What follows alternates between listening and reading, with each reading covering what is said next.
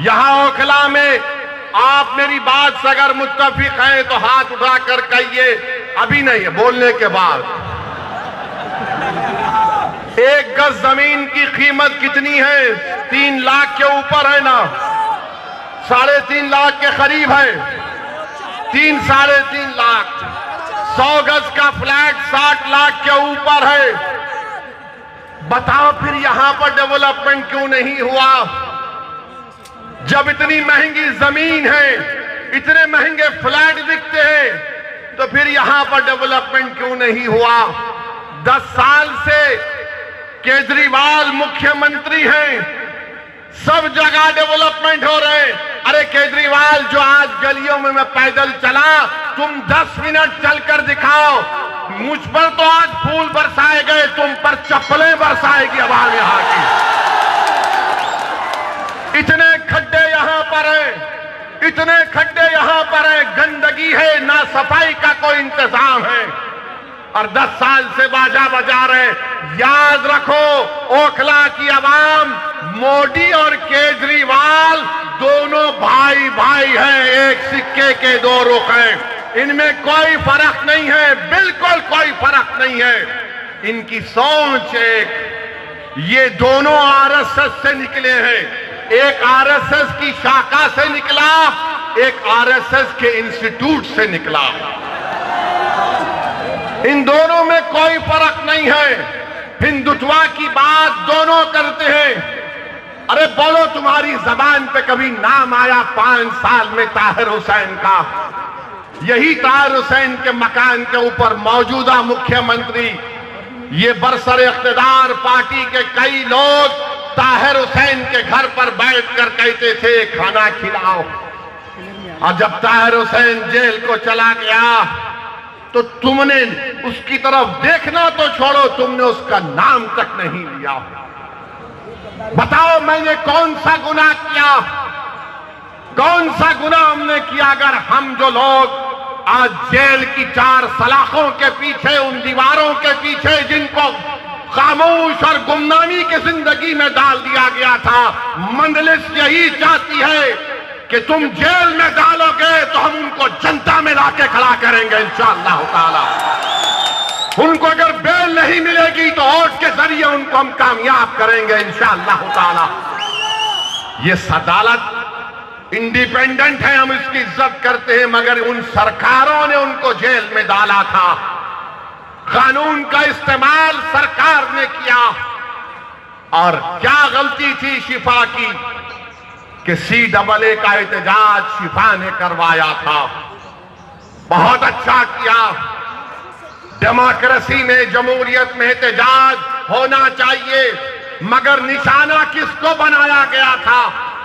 जब शाहीन बाग का यहां एहतजाज जो पूरे मुल्क के लिए एक मशाले राह बन गया था, यही केजरीवाल ने कहा था ये बीजेपी स्पॉन्सर्ड है। ओखला की आवाम, आज आपके पास एक मौका आ रहा है कि जिन्होंने आपके एहतजाज को बीजेपी स्पॉन्सर्ड कहा था, आप अपने वोट के जरिए उनको आपको जवाब देना है। जब कोविड में तबलीगी जमात के मरकज को ताला लगा दिया गया तो सबसे पहले सुपर स्प्रेडर का नाम तबलीगी जमात को देने वाला कौन था? यही केजरीवाल की सरकार थी। यही केजरीवाल की सरकार थी, जो बाद में अल्लाह ने दिखा दिया कि सब झूठ था। मरकज को बंद कर दिया गया। मेरे अजीज दोस्तों और बुजुर्गों, ये ओखला है जहां पर डॉक्टर जाकिर हुसैन ने अपनी आखिरी सांस ली। ये ओखला है जहां पर गांधी आए। ये ओखला है जहां पर बड़े बड़े जय्यद उलमा इकराम आए। आज उस ओखला की आवाम को अपनी बेदारी का एक सबूत देना पड़ेगा।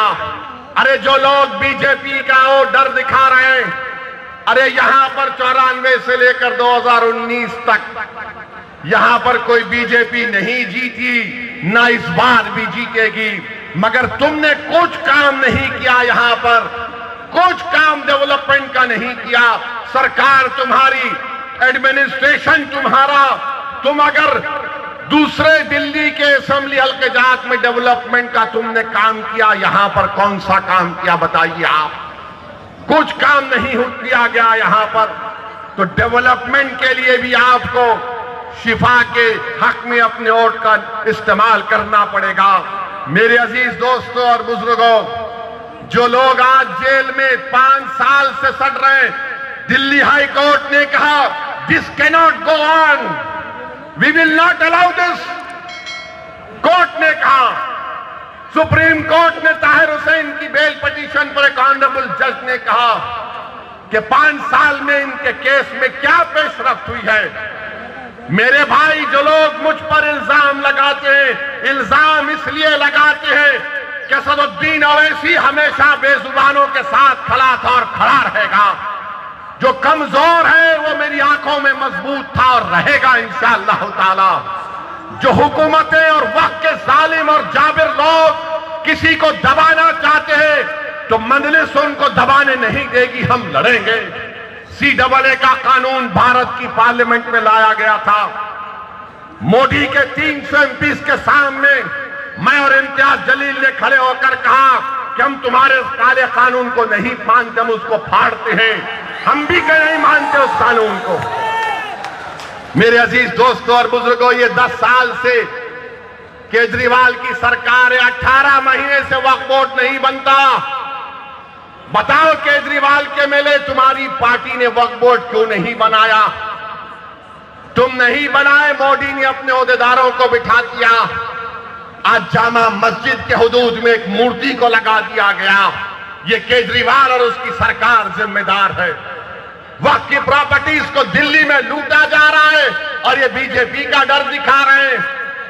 मेरे अजीज दोस्तों और बुजुर्गों, ओखला में बाज ऐसे अमराज हैं, ओखला में बाज ऐसे अमराज हैं, उनका इलाज करने के लिए क्या बोलते हम लोग, शिफा। बीमारी का इलाज, उसका अपोजिट क्या है, शिफा, है ना। तो इन तमाम लोग जिनके जहनों में एक नफरत की बीमारी है, जिनकी सोच और फिक्र में यह है कि नहीं, क़यादत नहीं उभरने देंगे। आज आम आदमी पार्टी कह रही है बीजेपी आ जाएगी। कोई कहता ओवैसी साहब आप तो कौम की लीडरशिप की बात करते हैं। हाँ, मैं करता हूं, करता रहूंगा, मगर मैं बेईमानों की और बेनामी की लीडरशिप का कायल नहीं हूं। मैं आजाद लीडरशिप का कायल हूं जो गरीबों के लिए लड़े। अरे तुम्हारी जबान तो तुम्हारे केजरीवाल के सामने झुक जाती है, तुम मुंह नहीं खोल सकते। अगर तुम मुंह खोलते थे तो तुम शिफा का नाम लेते। अगर तुम आजाद होते तो तुम तबलीगी जमात पर झूठा इल्जाम नहीं लगाते। अगर तुम आजाद होते तो तुम यहां पर डेवलपमेंट का काम करवाते। मेरे अजीज दोस्तों और बुजुर्गों, मेरी आपसे अपील है कि ये बीजेपी का डर दिखाती है। अरे बीजेपी का डर दिखाने वालों, 2024 के लोकसभा के चुनाव में क्या मैं आया था? क्या मैं आकर बोला था आपको ये मेरा उम्मीदवार है तो बीजेपी पूरे कैसे जीत गई? क्या मैं आकर आपके कान में आयतल कुर्सी पढ़ के फूका के बीजेपी को जिता दो? ये झाड़ू क्या कर रहा था उस वक्त? ये मफलर क्या कर रहा था? ये छोटा रिचार्ज क्या कर रहा था?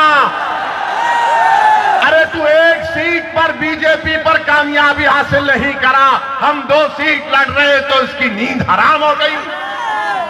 क्यों तकलीफ हो रही है? ये कभी नहीं चाहते कि आपकी लीडरशिप बने, आपकी एक आजाद सियासी आवाज पैदा हो। याद रखो मेरी इस बात को, मैं जब तक जिंदा रहूंगा मैं ये बात कहता रहूंगा कि भारत की जमहूरियत को अगर मजबूत करना है तो भारत की सबसे बड़ी अक़लियत को अपनी सियासी लीडरशिप को बनाना पड़ेगा। तुम मुझे पसंद नहीं करते, तुम बनाओ, मैं तुम्हारे साथ पीछे खड़े रहने को तैयार हूं।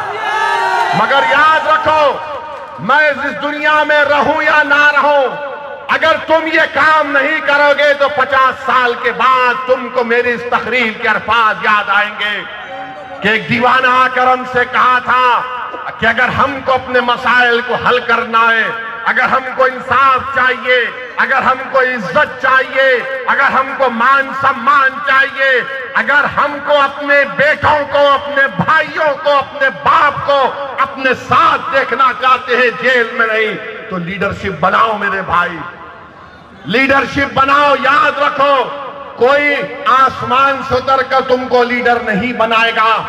बगैर किसी के तुमने यहां पर शाहीन बाग को खड़ा किया, तुमने खड़ा किया शाहीन बाग को, कोई बाहर से नहीं आया था।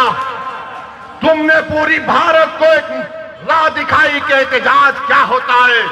मैं शाहीन बाग के उन माँ और बहनों को सलाम करता हूं कि तुमने बेबाकी से निकलकर भारत की हर महिला को कहा कि देखो हम निकलकर आज एहतजाज कर रहे हैं। मैं उन माँ और बहनों से, उन नौजवानों से, बुजुर्गों से कहूंगा, तुमको शाहीन बाग की तारीख 5 तारीख को दोहराना है इंशाअल्लाह ताला।